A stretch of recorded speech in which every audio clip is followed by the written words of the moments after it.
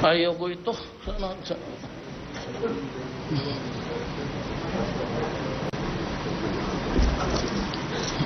Patanggal mo ito.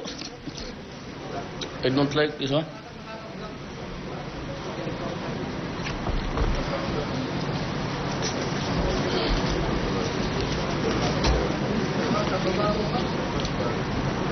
Yes. Salamat po. Colleagues in the government, mga kababayan, good morning. I returned today from a productive official visit to the Socialist Republic of Vietnam. My trip to Hanoi was another step forward in further solidifying the valuable ties between our nations and peoples. In my meeting with President Chan Day-Kwan, we committed to ramp up bilateral exchanges to boost our strategic partnership. We agreed to increase exchanges between our officials and peoples and establish a six-year action plan starting 2017 for the implementation of activities in the areas of common interest. We have also agreed to increase the volume and achieve a more balanced trade and investment. We will enhance the investment environment to make it more conducive for businesses in both countries to flourish. Aside from identifying new avenues of defense cooperation, we further agreed to strengthen existing maritime cooperation mechanisms.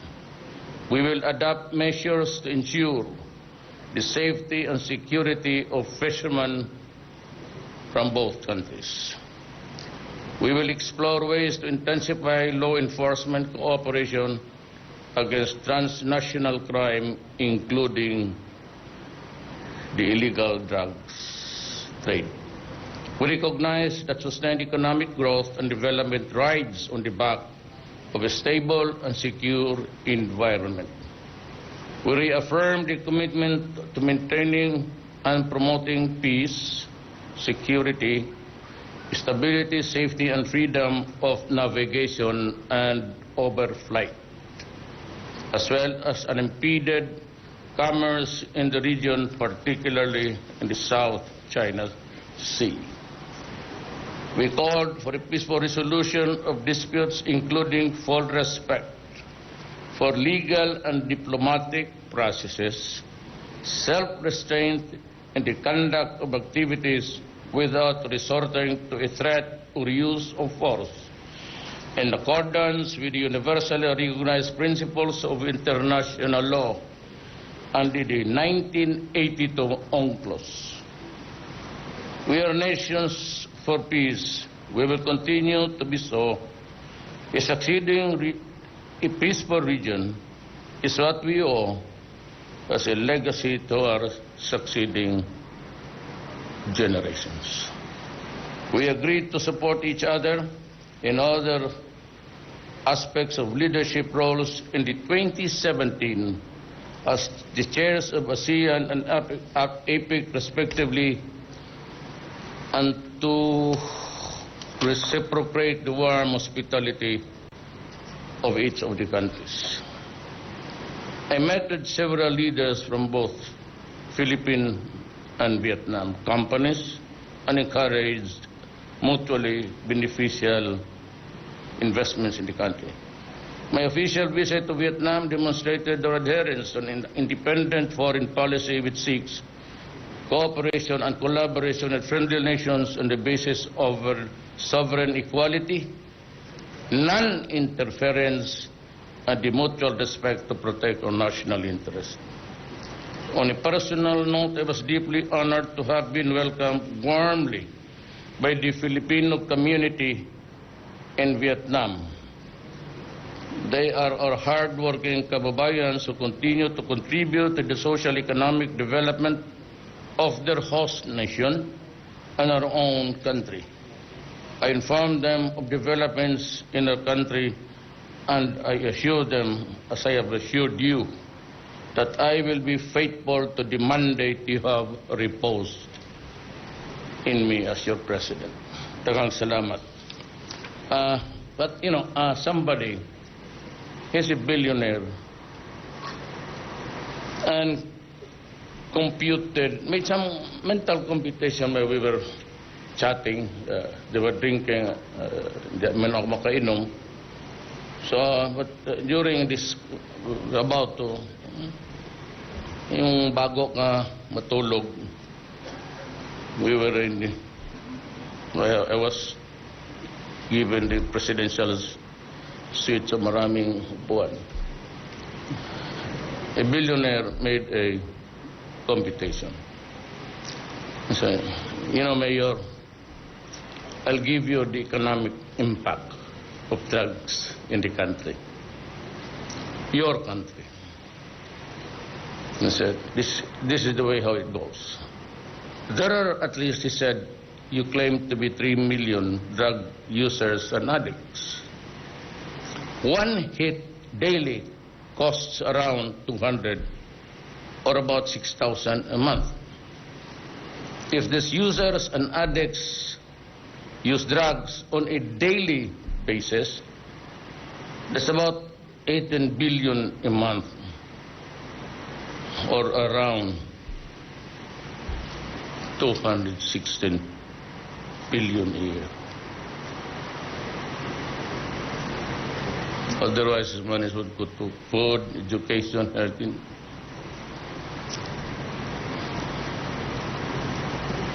And what was the cold reality, and I was not able to sleep soundly that night. Even I was stressed. Why the figures? Because the mining industry gives us about 70 billion only. And here is a cost of 16 billion. Destroying lives. It's an investment to destroy lives. It's an investment by the drug lords that will break the social fabric of our society. Alam mo, pag may addict sa pamilya, pag mayroon na magnakaw ng mga bagay-bagay, ng mga ipagbili na yung mga kotse kung saan-saan, and pag wala na, they go into crime. And that is why, nationwide, ang crime went on a spin down.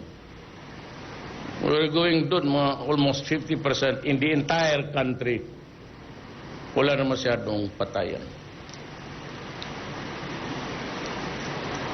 And here is a nation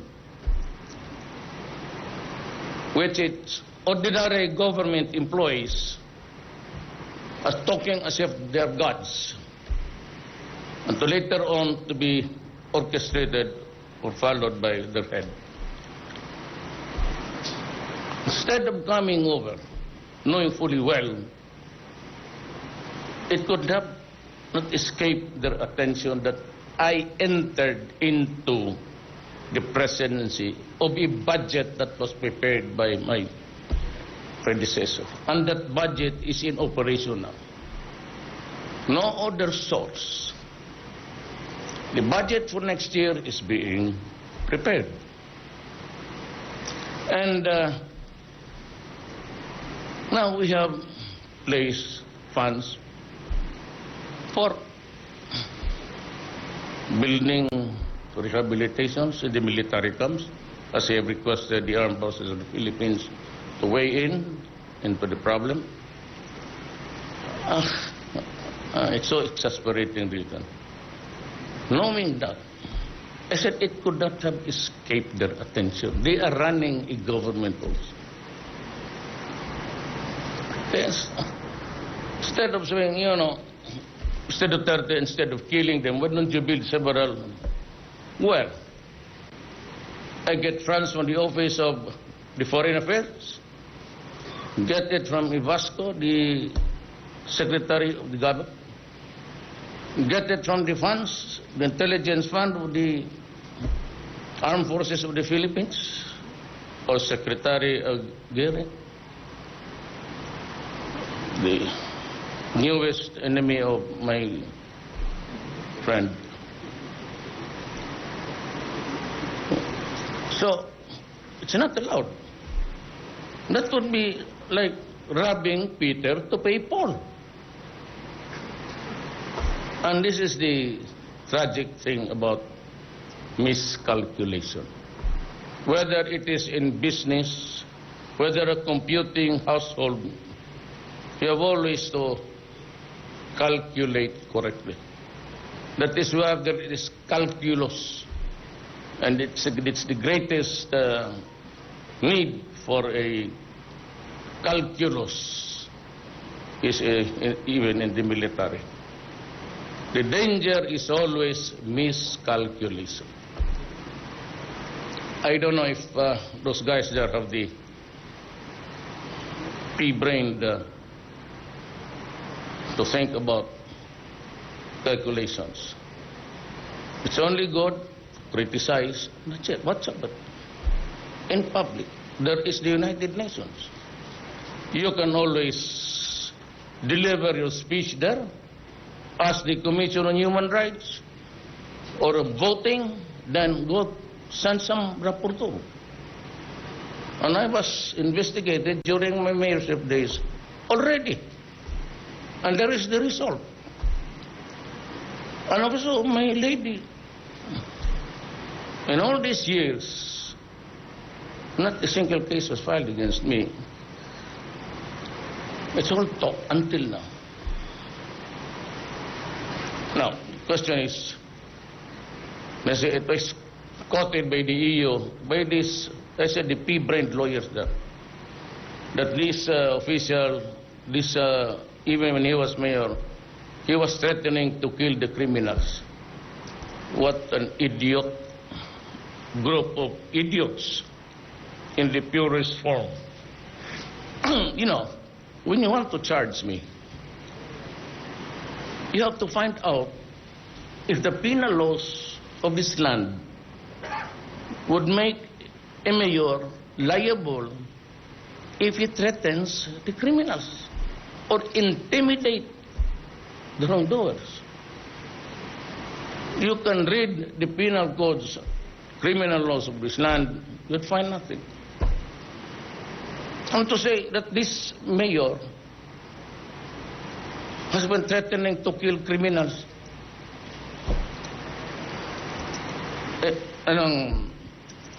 kaya kung ikaw nandito, bakit hindi ka magmumura? You are portrayed or pictured to be a cousin of Hitler, and yet do not even bother to find out, to investigate if that. To imagine that I will be facing and even the international court for genocide. Hindi pa naman kabalbagan ang mga... Ikaw daw. Presidente ka tapos ganunin ka. It was of course all right when I was mayor. Because then, that would be about just the minuscule of the affairs of the humanity in this planet. But when I am the president, and the terrorists get, bitter and stupid, you put all the Filipinos, especially outside, you put them to shame. Okay lang sa akin, sanay ako sa politika eh. Lahat ng kababuyan dumating na sa aking buhay. Pero itong mga ganito, ako, look, Kayong US, EU, you can call me anything. But I was never into, or I am never into hypocrisy like you.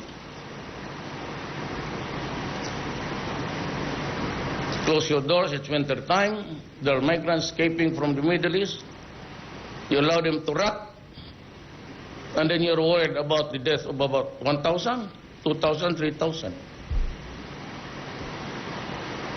Hitler massacred 3 million Jews. Now, there is 3 million, there's a 3 million drug addicts. There are. I'd be happy to slaughter them. At least, if Germany had Hitler, the Philippines would have, but, you know, my victims, I would like to be all criminals to finish the problem of my country and save the next generation from perdition. Salamat po.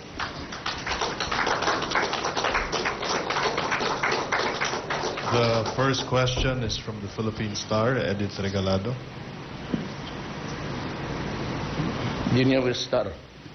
Good morning, sir. Morning, ma'am. First question po, sir. The lawyer of J.B. Sebastian said earlier, or yesterday and this morning, that he would only talk to you and not to anyone else, not in Congress, not to any other forum, but it would be something like doubly explosive, but it has to be with you. Would you agree to that term, or would you? I do not talk to criminals. Okay. You can go to the fiscal if he wants. Or maybe write a letter to Secretary Yasay, if that is a feasible. What? He has a problem now? Yeah, the lawyer said that he... Sinasabi ko, hiningi ninyo lahat yan eh. Been telling everybody, in drugs na yan, hinihingi ninyo sa buhay ninyo, dadating yan.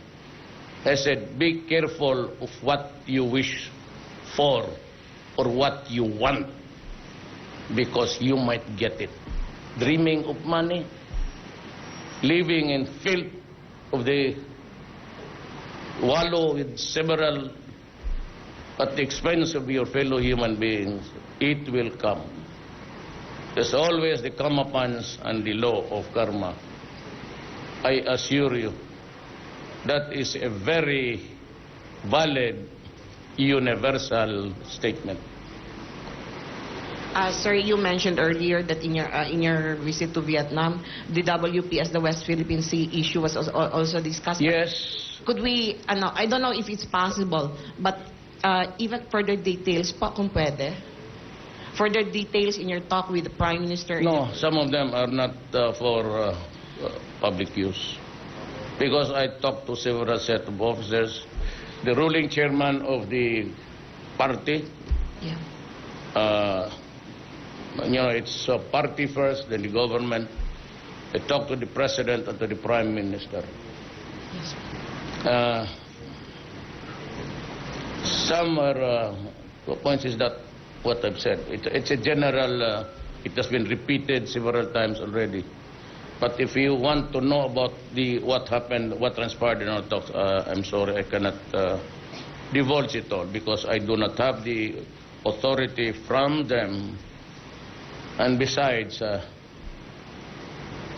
put it in a correct perspective, serving the nation's respective interests.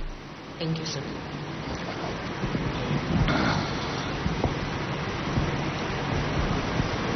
Joy Gumatay of PTV4. Good morning, sir. Buntag man. We believe in your advocacy, sir, that you want to promote not just drug-free Philippines, but drug-free ASEAN community. Therefore, I would like to ask, sir, what's the response or promised commitment of Vietnam with this particular advocacy, sir? Sila yung una nga eh. So I was just figuring out how to get rid of this 3 million. They are so strict about it. And do not mess up with these guys.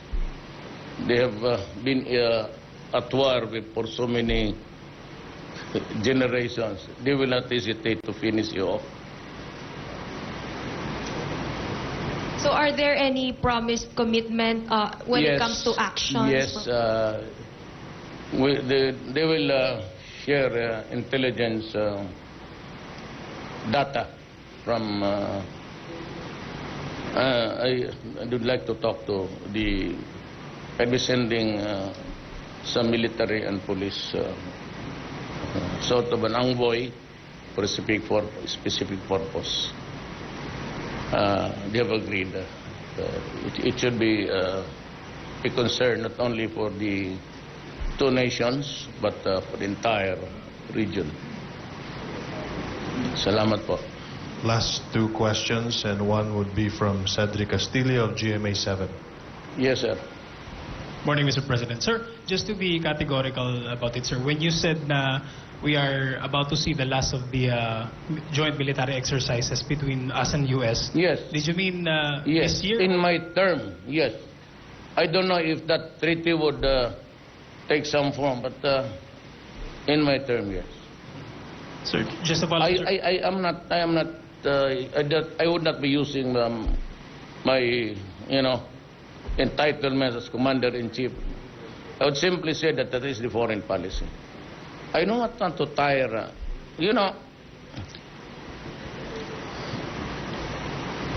There's a joint, and you can ask the military. They ask for a joint maneuvers operations. And yet, there is no capability between the weapons and the armaments they use and even in the communication. Walang capability and it's all soiled and soiled clothes. Well, they do not share. And I said, sabi nila, bugok raw ako kasi hindi ko alam that the jets were made in Korea. Correct, but that was outsourcing. Kanina rin yan. Magbili ka ng rubber shoes doon, it's made in China. But the owner of the trademark, if you cannot buy the planes there without the blessings of... And mayroon tayo, bumili nga ang tatlo. Sabi ko nga noon, huwag kayong magalit sa the armed forces. Do not be disappointed. Because may aeroplano tayo, hindi naman tayo pinagbibilihan ng... Don't allow us to buy the missiles. So, what would be the point of ceremonial? Good. I agree. We should have two. Okay na yan sa akin. Para ceremonial. For ceremony only. Yung prangka-prangkahan tayo dito. Walang... I said, I do not want to be hypocrite. You can call me, but I do not want to be a pretentious leader. Ngayon, just natin wala yan. And A-50, it's what's made in Korea. I said it was owned by them. Yung... Nobody's have the capability to make it. Transfer of technology. That's what I meant. Be careful with your hearing. You might get it wrong. So, we are a simple, we are a humble country. We are a very simple people. We would operate our government in a very simple manner. I ask everybody in this government to cooperate. I do not want to go into a massive purge of government workers and officials. Please do not tempt me to do it because sinabi ko, ayaw ko ng graft and corruption. Especially money that's intended, yung mga, well, I'm not attributing it to anybody, to the poor, to the farmers, na hindi mag-abot. O down the line, yung mga loans nila, minus dyan sa nag-facilitate, they get nothing at the end, the bottom. Skip that. I will really skin you alive. I'm warning those in government. I promise the people a clean government. Huwag ninyong akong hiyain. Karamihan yan, regulatory boards and agencies. LFT, RB, well, of course, with the advent new leaders there. But kayong, I have nothing, that's why I choose Gerald Galvante. Why? Because I had an occasion to work with him here. He was the RD for some time. And Attorney Delgra, also a worthy son of a worthy father. Lahat yung mga regulatory, lahat, and medicines and all, do not commit the mistake. I will read your name in public and will ask you to resign. Pag ayaw mo mag-resign, ibulong kita doon sa mga adik na, yun ang nag-squill sa iyo. Okay, go ahead. Do not force me to place you in a very uncomfortable and awkward position. Listen to me now. Wala kang eskapo. My mandate is for 6 years. In the fullness of God's time, if He'll make me alive, and you're a corrupt, kaya mo na dumaan na yun. Those were the days when everybody was on the take, everybody would, nandiyan sa custom, may bagong tao dyan. BIR, may bagong tao dyan. Lahat. Now, you used to earn how much? Millions? Well, okay, this time, just keep safe. And if that is not enough, if there's a salary that will be forced to, go to the office and you earn only that much, okay, you resign.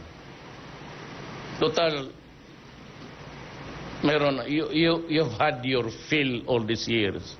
Kayong nasa, alam mo na, BIR, tapos yung customs noon, you've had your fill. Tama na yun. Yung mga importation na sa bigas, kota-kota. I've lost along the way several friends now. Do not, huwag kang pumunta sa akin and start to defense. I leave it to Secretary Lorenzana. I am not a technical man. Do not come to me to make a whisper on them. And besides, Lorenzana would not follow me if I give him a wrong order. Huwag kayong pumunta sa I've lost 2. Ayaw na nila kung pati. I don't give them. I don't give it up. If I lose a friend, I lose you, fine. This is not my property. This is not my hacienda.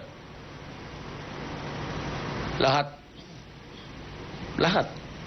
Police, military, civilian employees.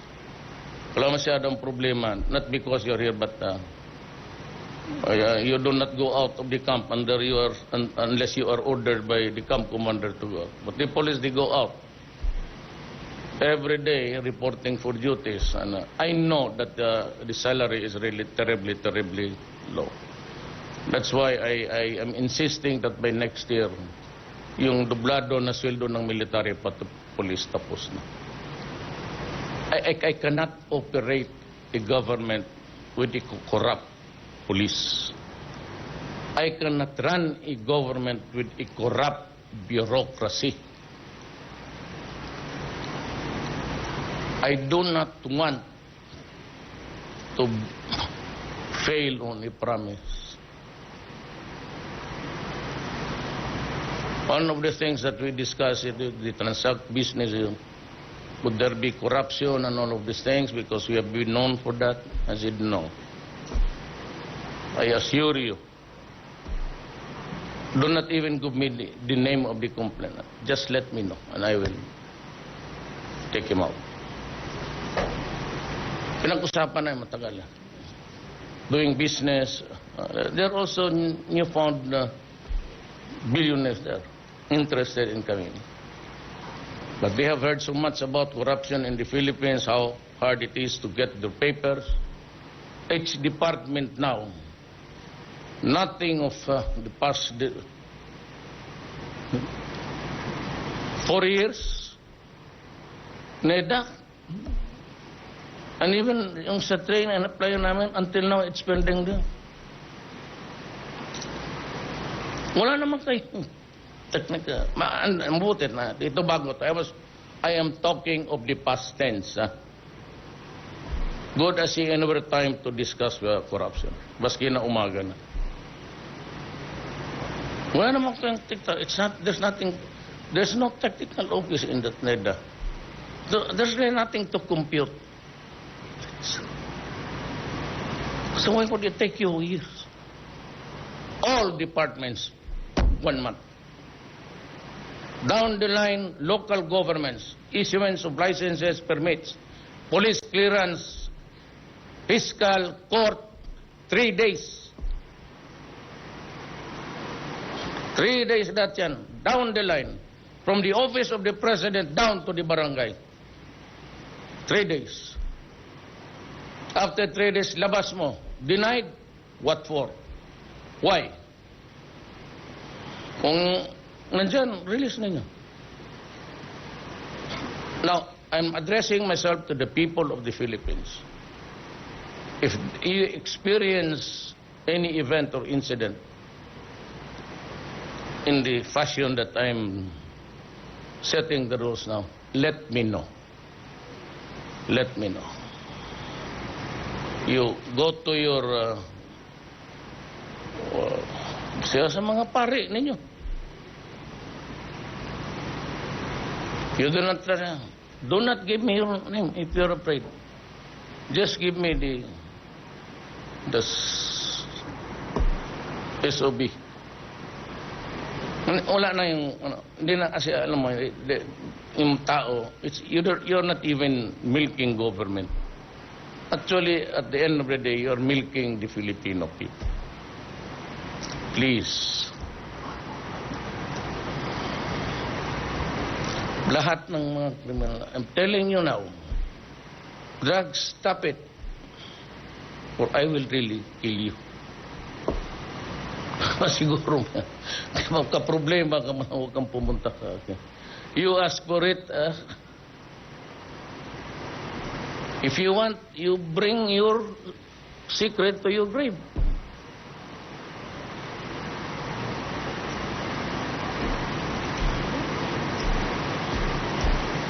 I think it's about Last question. Is there any question? Yeah. Last question from Ruth Dumandan of RGMA. Hi, Mayor. On the death of Senator Miriam Defensor Santiago, we just want to hear your message, and if you could Yes, I would share like, with us to- a little, how do you remember the senator? But first, I would like to express my deepest condolences. I grieve with the family, with Narciso, the husband, si Benji, used to be a general of the armed forces of the Philippines. And to the children, I share your grief, and if I'd be back on time, I'd like to visit the wake. We have lost a leader. The colorful language also of, and above all,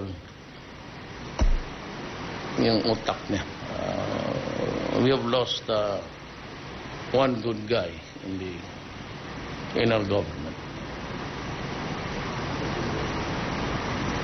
Lana, is there... Come on. Mag-breakfast na lang tayo sa baba pagkatapos. Kaya ka. Fair is fair. I'll give everyone space.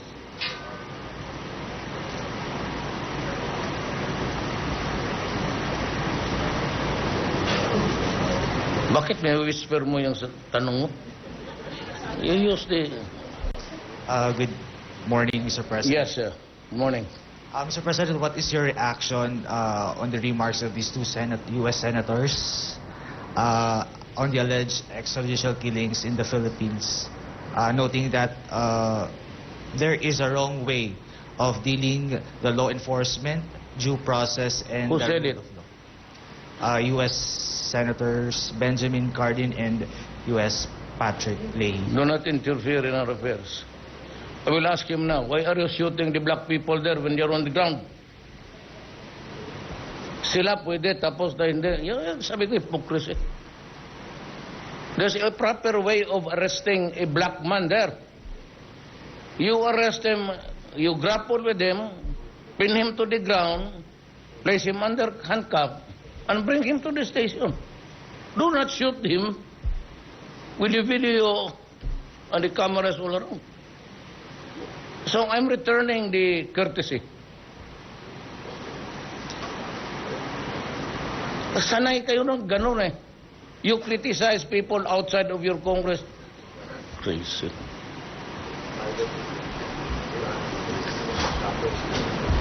So, they went to Iraq. The United States of America. President ordered the armed forces of the United States to enter Iraq on a flimsy excuse that there is a weapon of mass destruction, joined by the British government and people. What did he find? Nothing. What happened? They killed Saddam. Now Iraq is a fractured country. They undermined Libya. They killed Gaddafi. Libya is now a destroyed nation. They wanted Assad out, but Assad was being supported by China and Russia. So until now, they're slaughtering civilians. Who gets the honor? I said, let us. I would like to appeal, and answering the two senators, I'd like to the government of the United States, stop this hypocrisy game, and we're all right. Stop being hypocrites. Do not pretend to be the moral conscience of the world. Do not be the policeman because you do not have the eligibility to do that in my country. I'm just a small, but I'm growing. Everybody wants to have picture with me because they say, you're the only one who can bullshit. Of course I will. Thank you.